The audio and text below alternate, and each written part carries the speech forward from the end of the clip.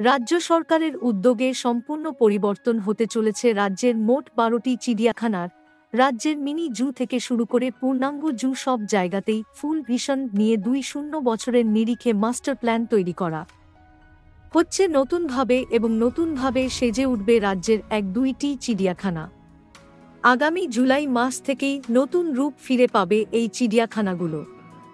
Report অনুযায়ী জানা যাচ্ছে যে ১-২ এর মধ্যেই অনুমোদন পেয়ে গেছে কলকাতার হরিণালয় ও শিলিগুড়ির বেঙ্গল সাফারি, যা বর্তমানে মাস্টার প্ল্যানের অন্তর্গত হয়েছে। এই সুখবরটি প্রকাশ্য এসেছে বৃহস্পতিবার পুরুলিয়া শহরের উপকণ্ঠে সুরুলিয়া মিনি জু পরিদর্শন করতে আসা ওয়েস্ট বেঙ্গল জু অথরিটির সদস্য সচিব সৌরভ চৌধুরীর মুখ থেকে। কেন্দ্রীয় চিড়িয়াখানা কর্তৃপক্ষ এর তরফ থেকে অনুমোদন পাওয়ার পর আগামী কয়েক মাসের মধ্যেই হরিণালয়ে বাঘবাঘিনী ও সিংহী আসছে।